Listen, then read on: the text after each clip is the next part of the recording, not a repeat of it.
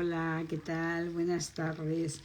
Bueno, pues como os estuve comentando ayer, hoy vamos a hacer el directo con el doctor Ángel López de Instituto Marqués, que se nos quedó porque el doctor tuvo un percance y entonces no pudimos, tuvimos que retrasarlo, ¿no? Es muy importante que sepáis que el directo de hoy es preguntas y respuestas, lo que quiere decir que podéis preguntar todo aquello que queráis durante el directo, vuestras dudas, si estáis en proceso, en el tratamiento ya, si vais a iniciarlo. Aquí está el doctor para resolveros todas esas inquietudes y preguntas que tengáis con respecto a vuestros tratamientos de reproducción asistida. Yo he recogido aquí algunas que han ido llegando estos días y bueno, aparte de ellas, pues ya sabéis que vosotras podéis hacer las que queráis. Voy a hacer la invitación al...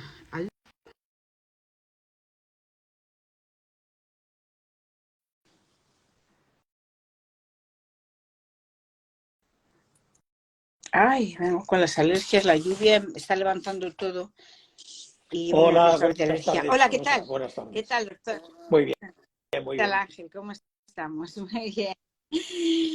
Bueno, ¿qué tal vamos por allí, por Cataluña? Bueno, Aquí aquí está nos lloviendo que estamos no salvando veas, de ahora en momento. junio. Ah, mira. Bueno, es bueno que Ya, llueva, ya, pero no de ya. estas maneras como nos está Pasamos cayendo, del porque todo al nada. aquí Vamos. es de una manera... Exacto, pasamos del todo al nada.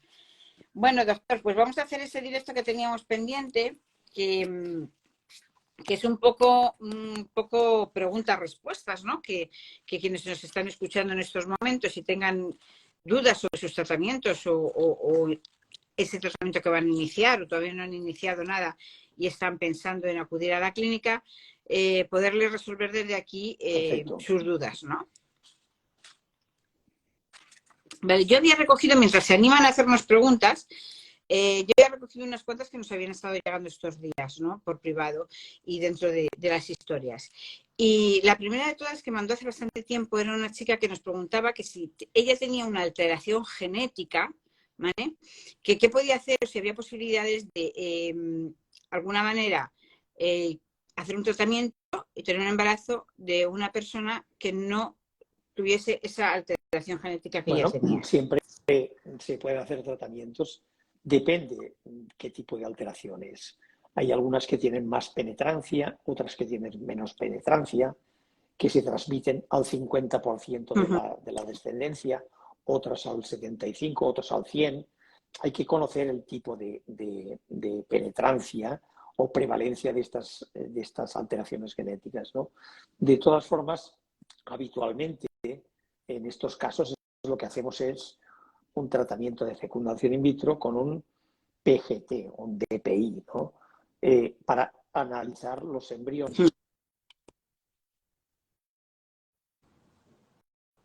Se nos fue el sonido. Que los conseguimos.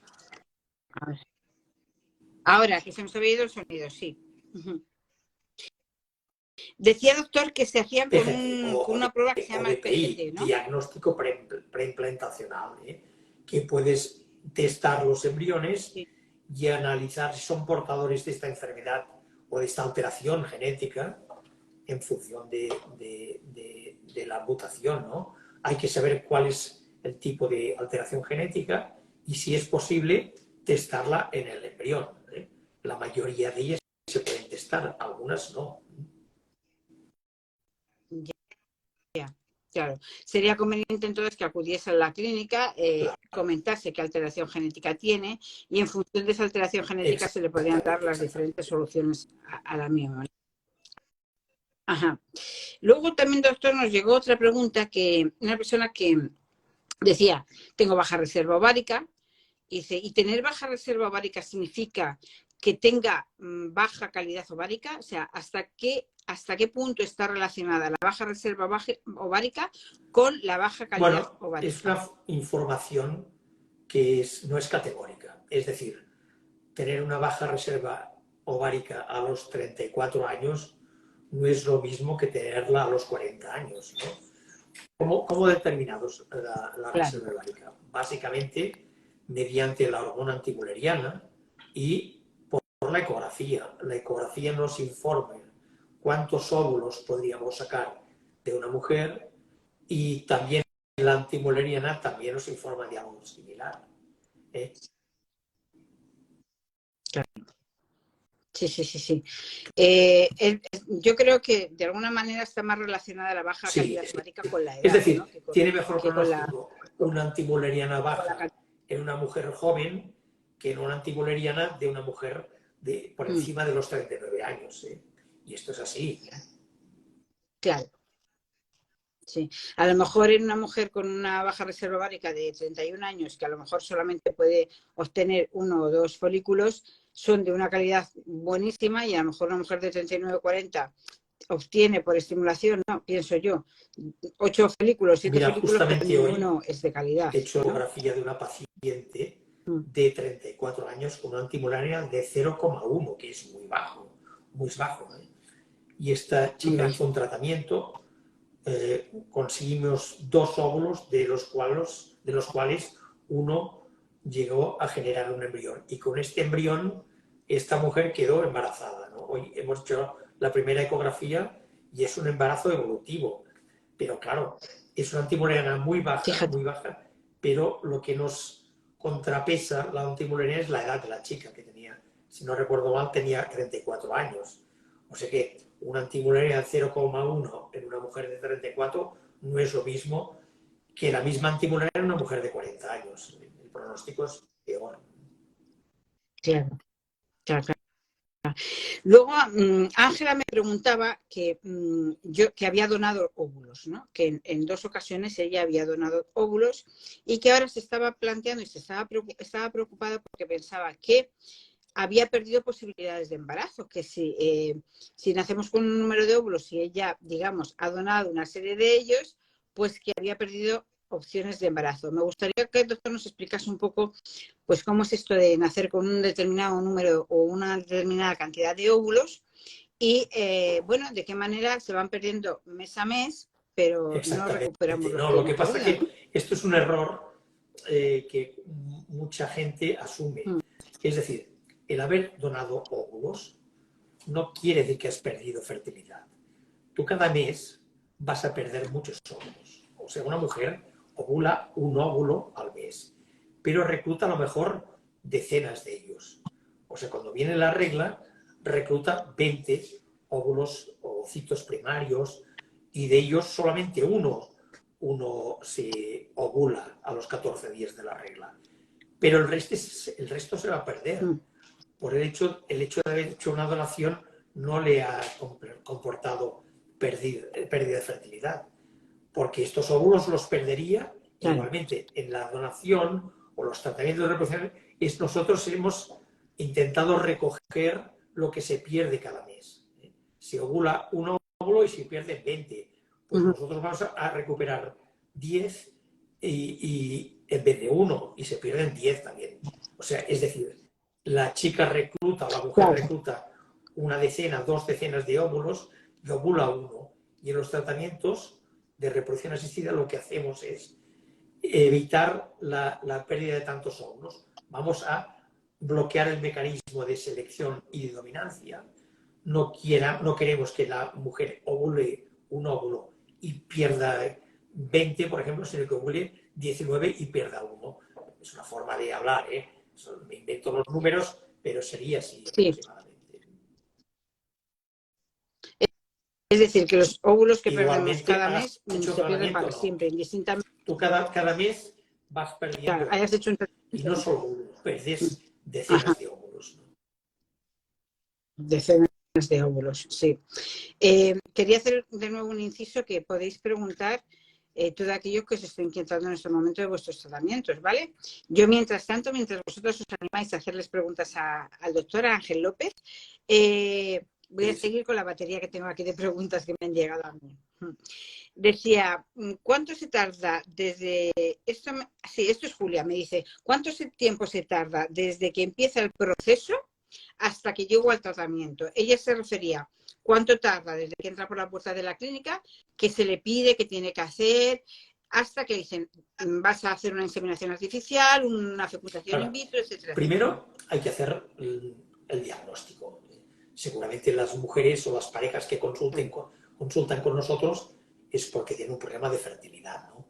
hemos de identificar dónde está el problema, en el varón, en la mujer, qué tipo de problema es la fase del diagnóstico, que habitualmente hemos de pedir pruebas, normalmente al varón y a la mujer, y al cabo de un mes y medio, ya tenemos evaluado toda la situación, ¿no?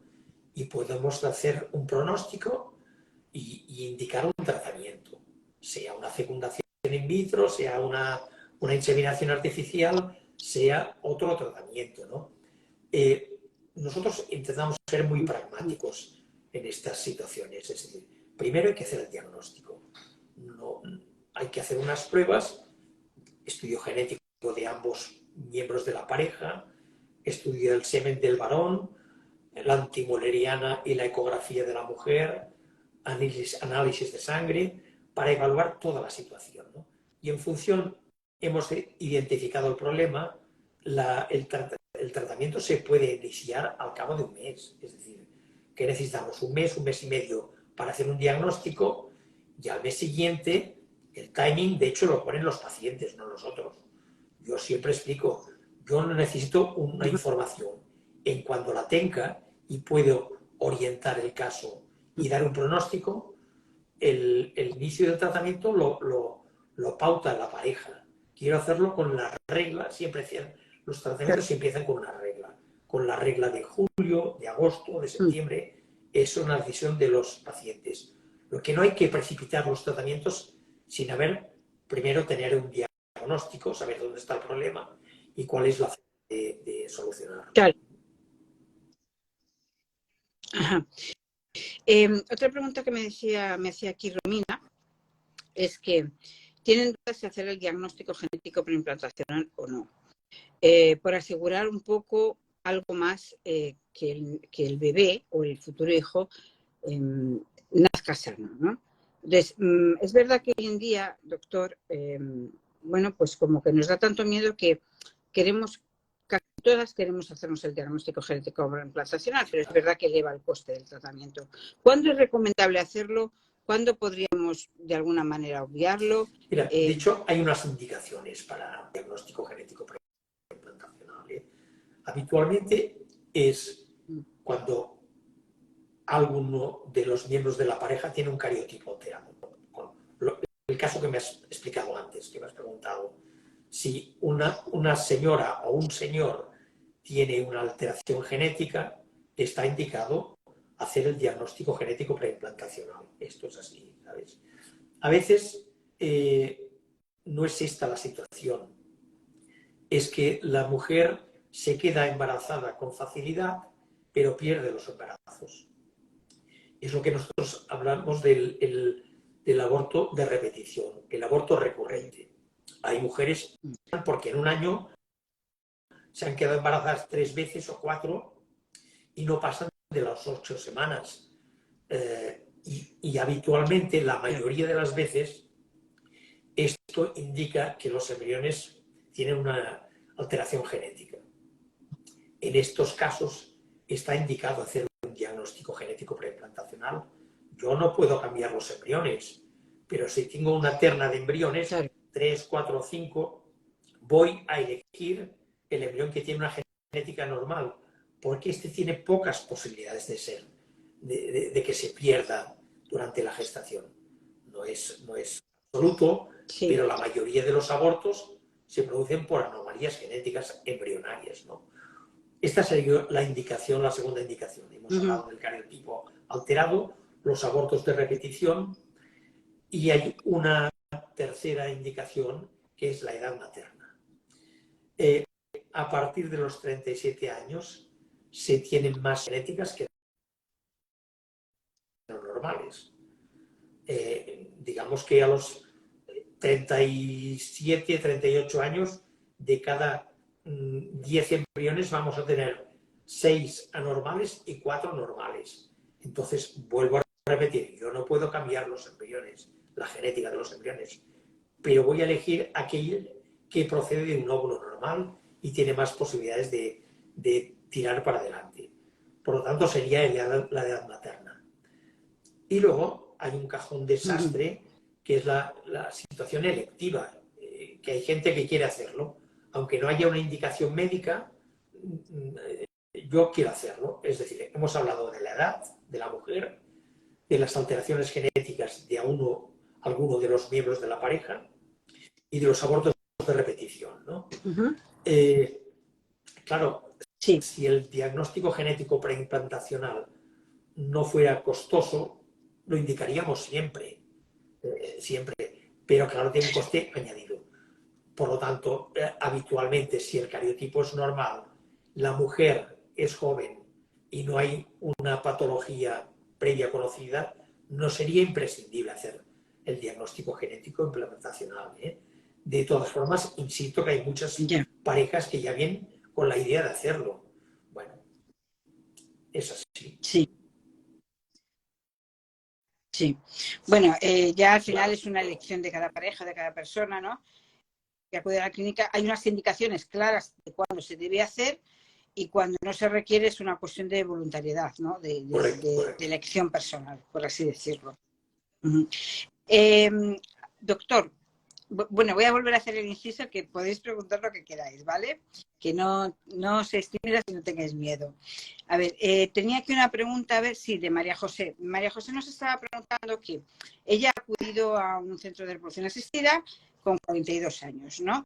Y directamente le han recomendado ir a ovodonación o a donación de embriones, ¿no? Supongo que no lo comenta, pero supongo que su reserva ovárica es baja, ¿no?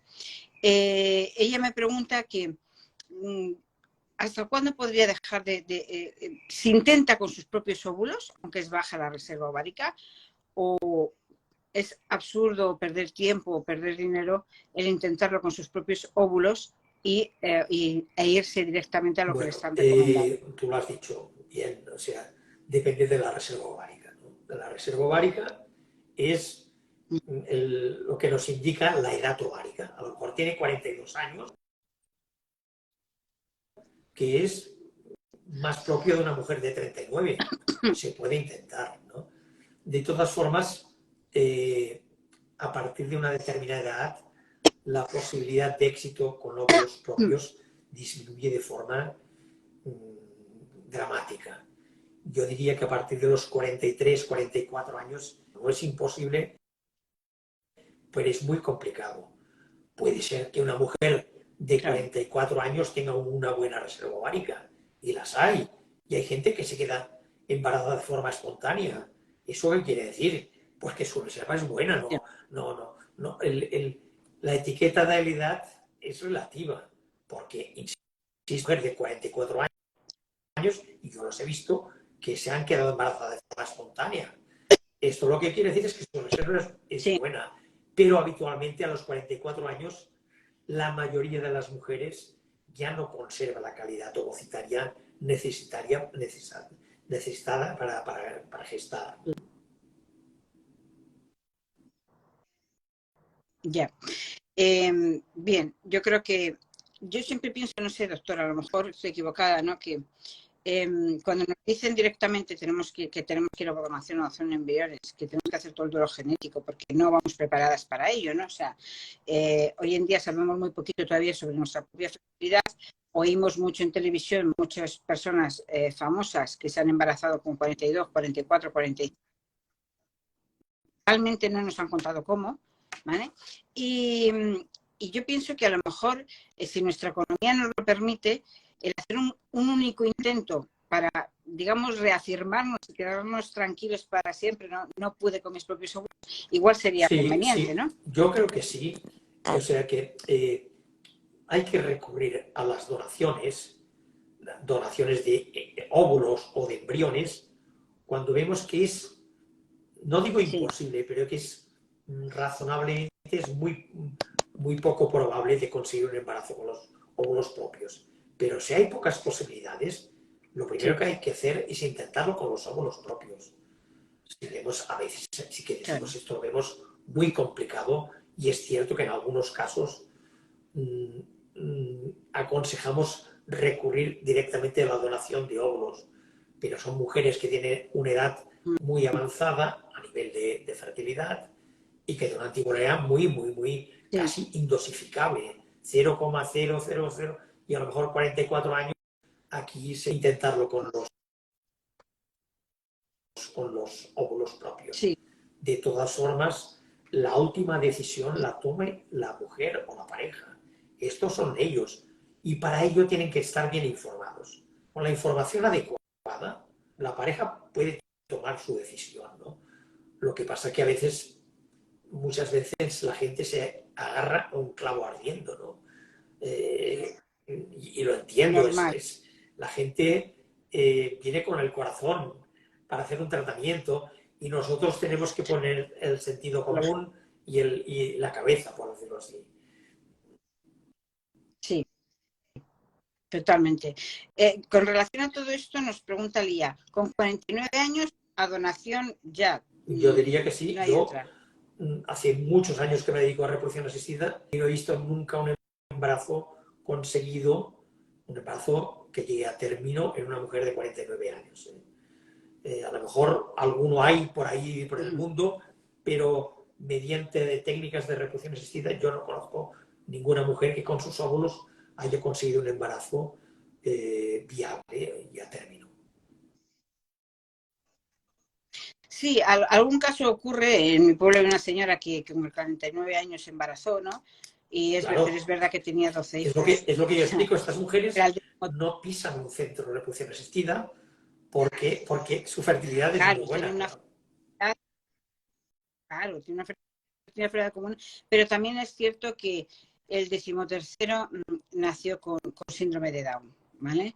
Es decir, yo creo que también ciertas alteraciones están un poco relacionadas con la edad, ¿no, doctor? A medida que aumenta la edad de la mujer, las anomalías genéticas de los óvulos van aumentando. Y si esta mujer se queda embarazada de un óvulo con una alteración genética, tiene más números de generar un embrión con una trisomía, sea 21, 18, 13, 16, la que sea.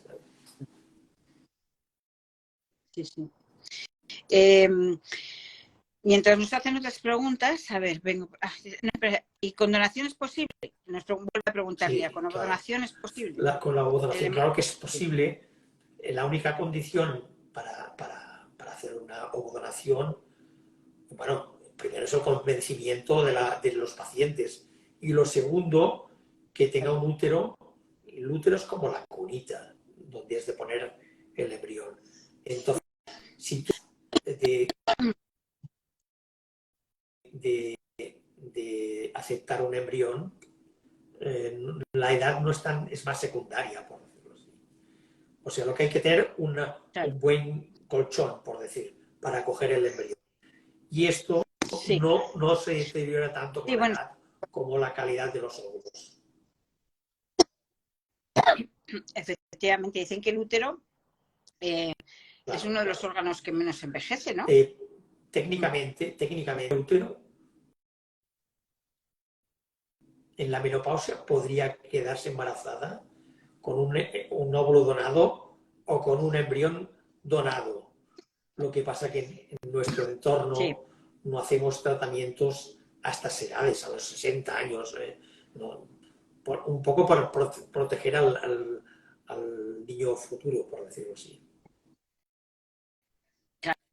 La edad límite está en 50, ¿verdad? 50, 51. Sí. Depende del estado un poco de salud de la mujer. Sí. Hay mujeres con 48 años que tienen una diabetes o una patología cardíaca. Hay una mujer con 51 que tiene una salud de hierro. Entonces, hemos de relativizar todo esto. Claro. Un poco, sí. Ser un poco flexibles en el margen. A ver, aquí Julia nos dice, si se cancela un ciclo por baja respuesta, ¿vale? ¿Cuál es el pronóstico para el siguiente ciclo de FIP? ¿Sería afectado por el tema de que el primero se haya cancelado? Es decir, ella lo que tiene miedo es, se ha debido hacer un primer ciclo, se ha cancelado por baja respuesta. Si esa baja respuesta va a afectar a los siguientes ciclos igualmente. Es una buena pregunta porque es la que nos encontramos a menudo, ¿no? Es decir, una cosa es una baja respuesta a un tratamiento de reproducción asistida que tú no sospechabas. O sea, tú estimulas los ovarios para sacar 5 o 10 óvulos, que sería lo ideal, ¿no? O cuantos más mejor, y esta mujer te Sí. responde con 2 óvulos. Bueno, y tú no sospechabas esta baja respuesta. Entonces, puedes enfocar un segundo tratamiento eh, cambiando el tipo de protocolo para optimizar la respuesta. Pero si de entrada tú ya sabes que una mujer, su potencial es de sacar 2 óvulos, saca uno, el reintentarlo nuevamente se puede hacer, pero hemos de informar que se puede repetir la situación prevista y hay una respuesta concorde a su respuesta ovárica, yo tenía para adelante, ¿no? Otra cosa es que insospechadamente la mujer ha respondido de forma pobre. En este caso hay que intentar hacer cambios para ver si en segundo ciclo podemos optimizar los resultados. Pero yo siempre digo, muchas veces, Ajá. alguna mujer me dice, me acuerdo hace un año, una mujer que tenía una respuesta de 2 o 3 óvulos y ella quería cancelar cuando su potencial era este.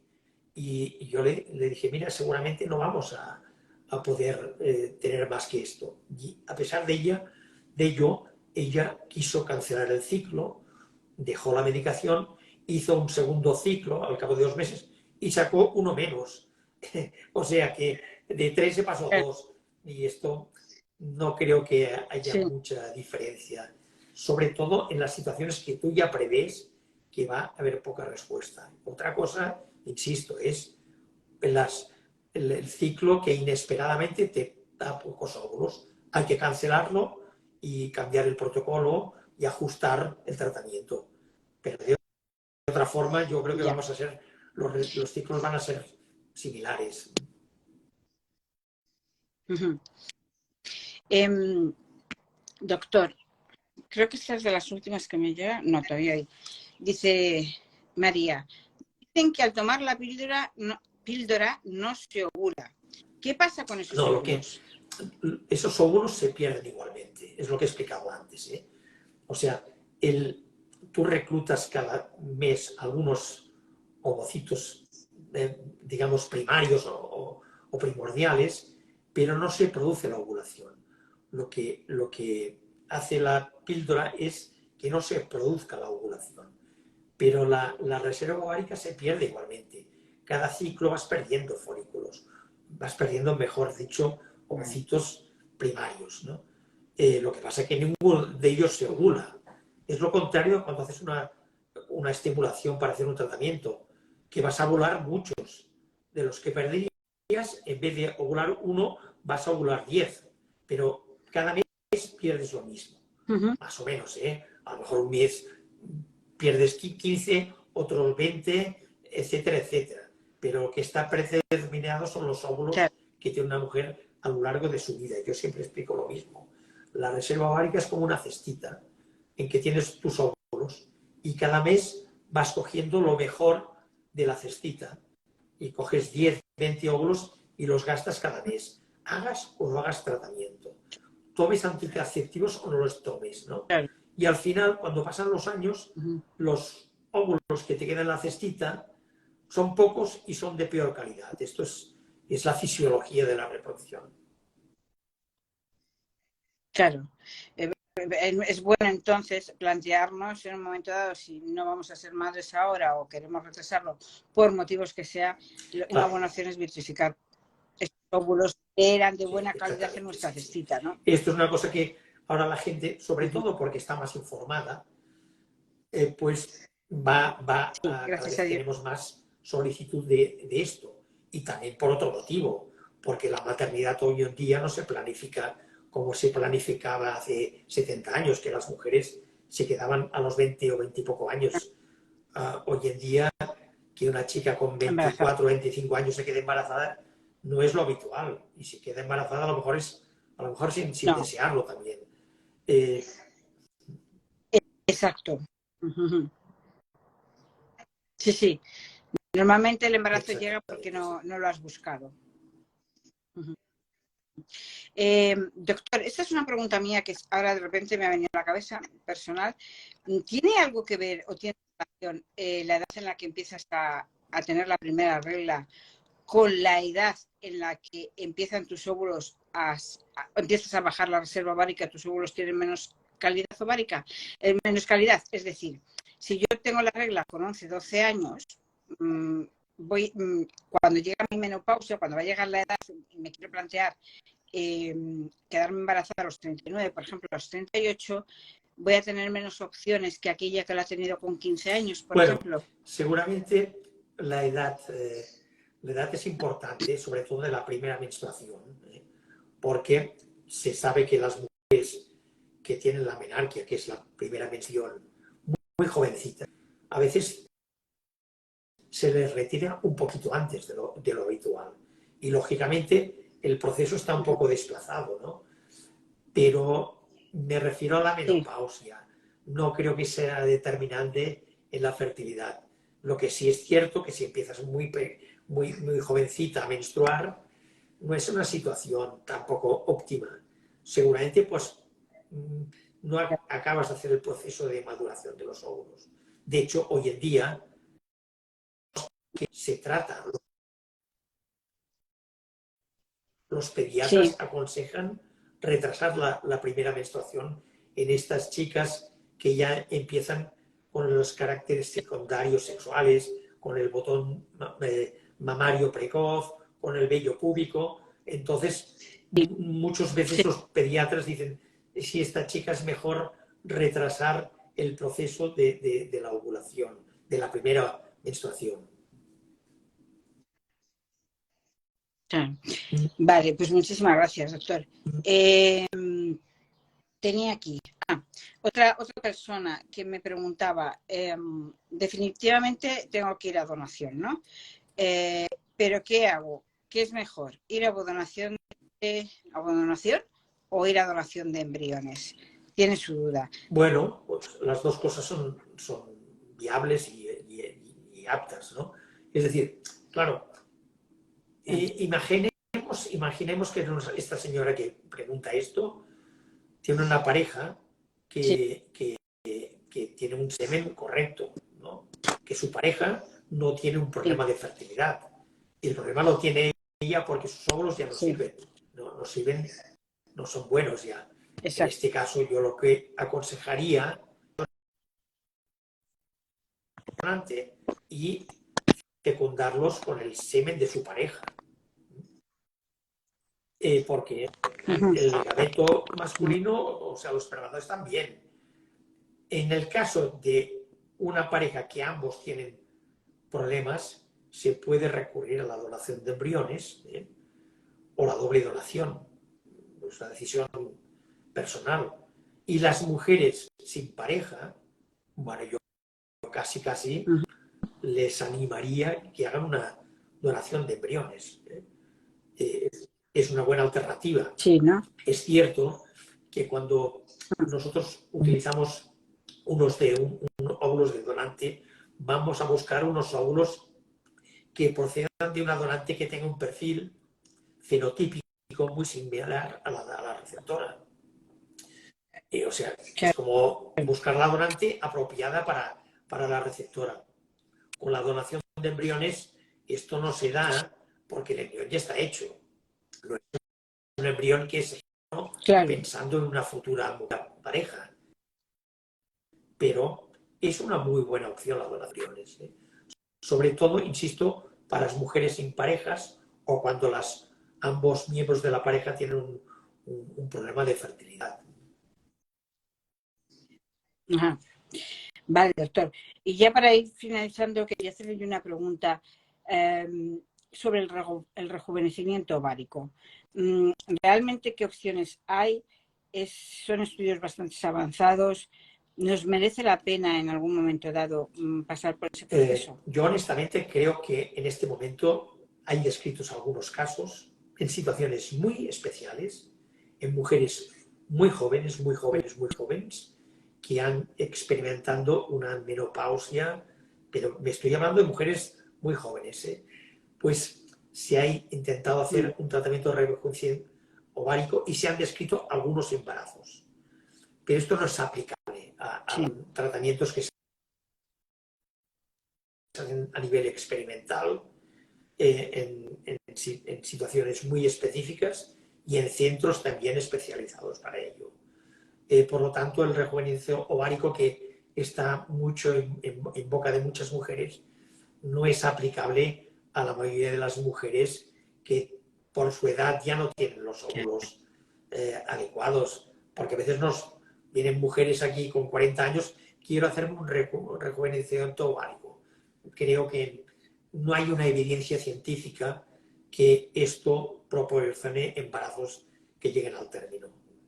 Insisto, en casos especiales y muy seleccionados sí que se puede contemplar. O sea, por decirlo, una chica con 28 años, por ejemplo, ¿no? Una que tenga una menopausia precoz, baja reserva ovárica, a lo mejor merece la pena extraer algún ovocito que te quede por ahí resiliente porque tendrá una buena calidad y a lo mejor pudiese embarazar. Pero una mujer de 41, pues a lo mejor, aunque encontremos algún ovocito resiliente ahí, seguirá teniendo la mala calidad igual que los anteriores. Pues es un tratamiento para menopausias precoces en mujeres muy jóvenes y que no haga muchos años de la menopausia. Y en estos casos se puede intentar, advirtiendo que las posibilidades de éxito son muy bajitas, pero serán más que cero, que es lo que tiene la mujer en esta situación. Pero insisto, que es a nivel experimental y en casos muy seleccionados. Porque a veces aparecen estas noticias en los diarios y la gente lo oye y lo asimila como si fuera un tratamiento de uso común, y no es así. Sí, eso es lo que me da miedo, que a lo mejor aparece la posibilidad de tener hijos ya con el rejuvenecimiento ovárico. No leemos realmente lo que es o no estamos informados realmente de lo que es y pensamos, bueno, pues no importa, retraso un par de años más mi ya lo haré, porque como está el rejuvenecimiento ovárico, ya lo haré. Y entonces, cuando llegamos, mira, para ti el rejuvenecimiento ovárico ya no, ¿sabes? Entonces, y es cuando nos pegamos el shock emocional, ¿no? Doctor, nos preguntan... Yo tenía ya la última, pero nos preguntaría que si es segura la donación de embriones. Bueno, el riesgo cero no existe. El riesgo cero no existe. Claro. Si segura, me pregunta esta señora si se puede garantizar que tenga un niño sano y con una genética perfecta. No podemos garantizarlo a nadie esto. Pero seguramente el riesgo es menor que en la población general, que los niños nacidos de la población general. ¿Y por qué? Porque los embriones que tenemos en banco son embriones que proceden de dos donantes que los hemos estudiado muy bien, con pruebas genéticas. Es decir, un embrión que pasa al banco ha de proceder de un donante de semen que tenga estudios genéticos correctos y de un donante de óvulos que tenga estudios genéticos también adecuados. Y por encima, el embrión ha de ser de buena calidad. Si no es de buena calidad, no se puede ofrecer. Y por ende, los embriones que están en el banco han de proceder de mujeres menores de 34 años. O sea que esto es lo que dice la ley de reproducción asistida. Por lo tanto, si a nivel comparativo habrá menos riesgos, muchos menos riesgos que en la población general. Ahora, el riesgo cero no existe en esto ni en nada, ¿no? Sí, yo creo que tiene que ver, por eso el mito ese de que, bueno, si una pareja dona de 3 embriones, dona 2 porque con un hijo ya son felices, y donan otros 2 como que, bueno, se le ha puesto el mejor embrión y nos van a tocar los peores, y, ¿sabes? Yo creo que es cierto que los criterios que utilizan los biólogos o los centros de reproducción asistida es transferir primero el embrión más bonito. De todas formas, ya he dicho que para que un embrión pase al banco tiene que tener una morfología óptima. Y a veces, yo lo explico, a lo mejor tienes un embrión que si lo puntuamos, uno es un 9,9 y el otro es un 9,7. Son dos embriones que son sobresalientes, pero siempre vamos a coger el que tiene una décima más. aunque todos son sobresalientes o notables, ¿sabes? Exactamente. Que posiblemente los Ahora, 3 embarazarían. ¿qué criterio elegimos para poner primero? Pues el que tenga el score más óptimo de todos. La puntuación más alta. Ajá. Sí. Y doctor, nos pregunta Díaz aquí, en la adopción de embriones, si existe una alteración cromosómica en la madre gestante, ¿hay peligro de que pasarle algún cromosoma dañado? No he entendido la pregunta, ¿me puedes repetir? Sí. Entonces, Adopción en de la adopción de embriones. sí. Si existe una alteración Vale, cromosómica en la madre gestante, es decir, no, el riesgo, lo entiendo, sí. No, el riesgo prácticamente es nulo. Sí. Porque la genética, insisto, la genética procede de los óvulos o de los óvulos y los espermatozoides.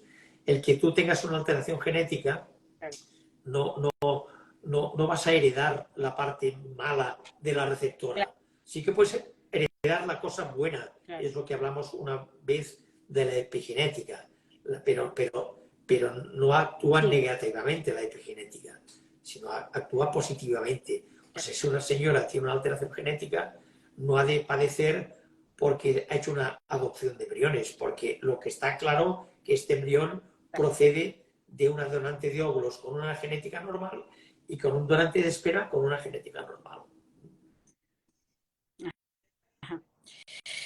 Doctor, creo que hemos hecho toda la batería de preguntas que teníamos, ¿no? No faltaría más. Quería darle las gracias por esto que nos ha dedicado por resolver todos estos problemas que tenemos normalmente, o más que problemas, dudas, interrogantes, inquietudes. Y solo decirle a todas que Institut Marquès está ahí, que pueden consultar, enviar un mensaje, un email, o incluso pedir una cita, una primera cita para resolver aquellas cosas que antes de iniciar un tratamiento, ¿verdad, doctor? Estamos todos a cualquier consulta. Sí. De acuerdo. Pues muchísimas gracias como siempre y bueno, pues casi ya. Muchas gracias y un saludo a todos.